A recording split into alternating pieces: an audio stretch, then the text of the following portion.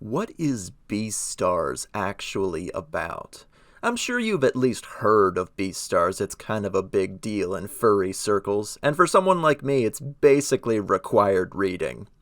Having read the whole series, I'm left with a serious number of topics to talk about, not the least of which is the topic that comes up over and over and over again, whether from people that have read it or people on the outside looking in.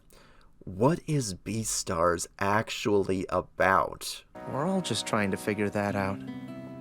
Kids and grown-ups, carnivores and herbivores, all struggling. I mean, yes, on its surface, it's a scathing commentary about racism, classism, ineffective governments, and young optimists finding out how gloomy and pessimistic their world actually is.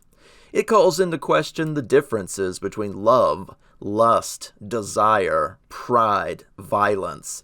There is a lot going on in this series, and frankly, it would take me a lot of different videos to talk about all of it. But I want to cast a wide net for the question, and maybe I can go into detail another day. You guys let me know in the comments. After talking to a bunch of different furries on VR chat, all of them had seen Beastars the show or read the mangas as I had, but none of them gave the same answer when I asked them, what do you think it's really about? That alone is a gold star in the series' favor. It merits discussion. Now, I'm a librarian. I have a degree in literature, English, writing, and library sciences. My word isn't law, but I felt like maybe I was uniquely qualified to break down what was really going on around here, and not just wolf might want to eat bunny or fuck bunny, not sure. But the more I looked into everything, the more I realized that I just wasn't sure. The more I read into it and looked at other people's essays, videos, and stuff, the more sure I was that I really knew nothing about it. I had to do a lot of research to come to any conclusions, and after careful consideration, I finally decided that one of the best ways to tell someone what Beastars is about can be narrowed down by who your favorite character is. If it's Legoshi, Beastars is about society trying to put you into a box based on your birth, circumstances, race, or whatever else, and the terrible hardships you will go through if you try to break out of that box and prove them wrong. It can cause a lot of suffering, make you a pariah in your social circles, or even ruin your life if you rub up against the wrong authorities too hard. Now, Legoshi is not that bright. I don't think anybody can argue with that. He does this in all the wrong ways, refusing to call the police when he finds out who Tem's murderer is, dropping out of school, literally becoming a felon, and being taught combat by a back alley doctor. But that's the journey that he goes on. His lack of ambition and unwillingness to stop and think about the real consequences of his actions make much of his life much, much harder than it could have been.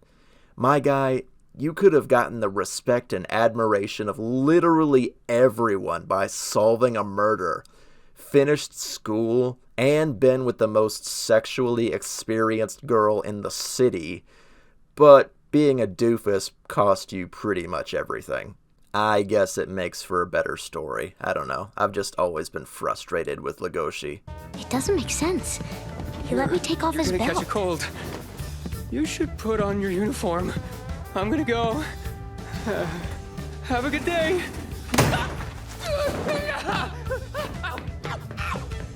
Now, if Louis is your favorite character, the series is a rather on-the-nose allegory for the LGBT community, more particularly the trans community. Louis hates what he is at a fundamental level, an herbivore, and all the work that he has to do to gain the power and respect that comes so easily to others. Legoshi represents both everything that he hates and everything he wants to be. Louis wishes above all else that he'd been born a carnivore. He's powerful, smart, vicious, violent, and he wants his body and species to reflect this. He even goes as far as eating meat, which is illegal, which his body rejects, in front of other carnivores in order to fit in with them. He tortures himself, physically and mentally, because he feels his mind and personality do not match the body he was born into. Despite everything that he has accomplished, he will never be satisfied with himself. And that's a really sad thing. Now I want you to beg me for your life. Yes, that's right. You're going to show me how a carnivore fears for their life.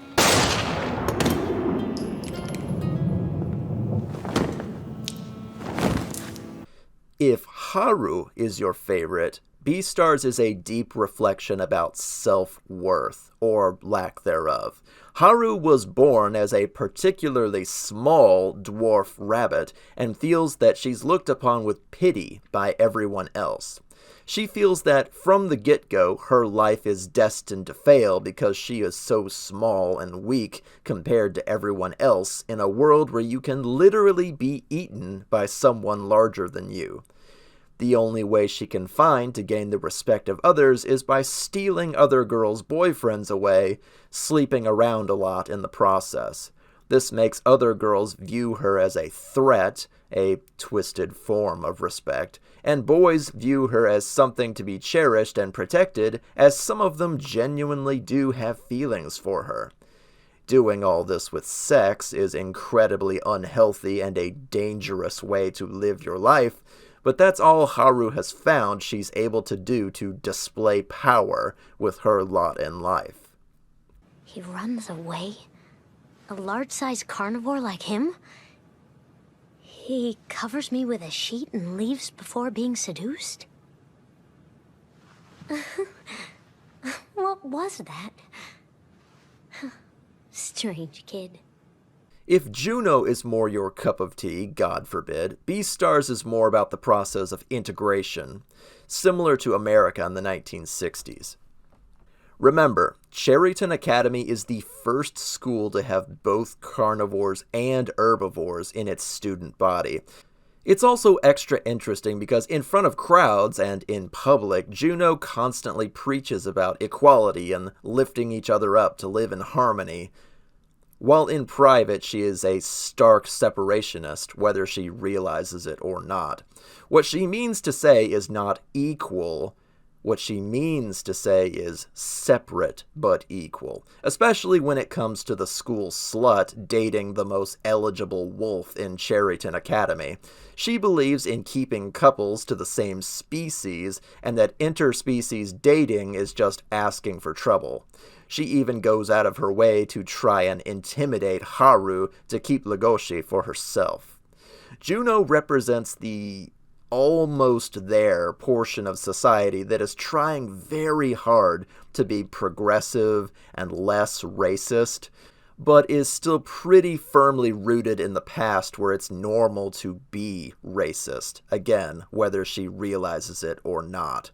She's a part of the generation that is transitioning to a better world where we can live in harmony as she preaches, but she herself is not quite there yet. Not in her heart.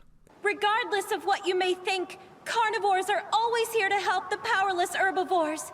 In any way they can. It's called compassion. This feeling, the potential for us to become the most perfect gray wolf couple ever. Now, I could apply this to several other characters, but these are kind of the top 4, and I like making short videos, so yeah. So as you can see, Beastars is about a lot of different topics that are tightly interwoven with each other. To some people, it can come across as scatterbrained, unfocused, or meandering, and they'd be right, in my opinion. But the sheer attention to detail between characters really should be admired. Even between the 4 characters that I mentioned, there are 4 wildly different storylines happening all at the same time. Everyone has their own motivations and complex drives that will complicate their lives, often for the worse, and seeing it all play out makes for some of the best writing that I have seen in a manga or anime in a long, long time. So what is Beastars really about? Well, why don't you decide?